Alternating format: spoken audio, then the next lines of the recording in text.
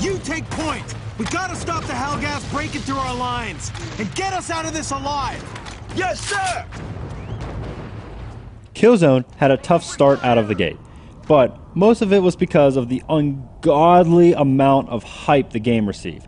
Killzone was pretty much guaranteed to deliver an engaging story with solid gameplay, cure every form of cancer, and right the US economy.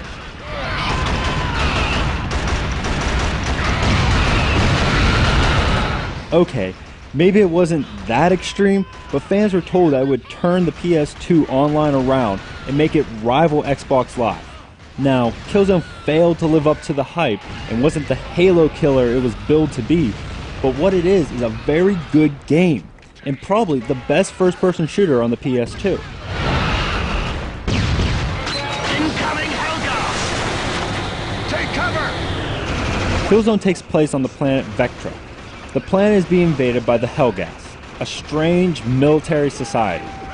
Because their home planet is so toxic, they are forced to wear breathing devices, which gives them this eerie look. So you are out to stop the invasion and save your planet. The story is pretty basic, but what it does is give you a reason to fire your gun. The shooting is a big part of the game, and thankfully, it is as solid as can be.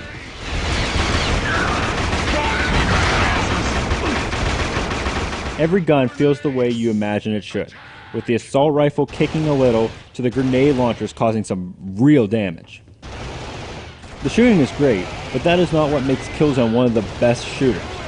It is the size of the game and also the detailed world it puts you in. Before each mission begins, you select which character you want to be. You choose the assault rifle grunt Templar, the heavy assault Rico, the stealthy sniper Luger, or the balanced half Hellgas Haka. Choosing either one will give you a very different experience from choosing another, thus making the game like 4 games in 1. But they don't do this just to extend the length of the game, because it's already pretty big.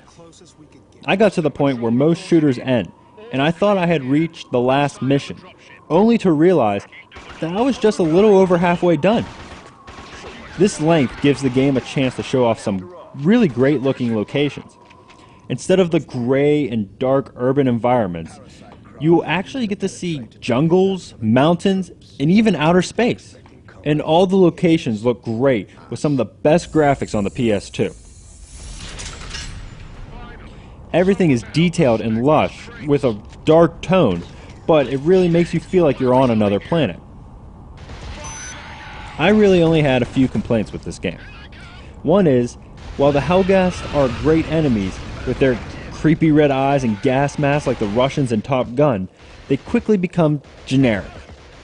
This is my complaint, and that is there's not enough enemy variety. You will be shooting the same Hellgas soldiers over and over again, rarely with them having different equipment. It gets a little repetitive, but not enough to hold the game back. Also, the online is really lacking, mostly because there's only one good map. But this was back when shooters were about the single player for me, so it didn't hurt my opinion, but today it would be a deal breaker. With the impossible expectations, Killzone was almost destined to fail before it was even released. Sure, it didn't live up to what was promised, but that didn't change the fact that this is still one of the best shooters on the PS2 and a great time playing, even today.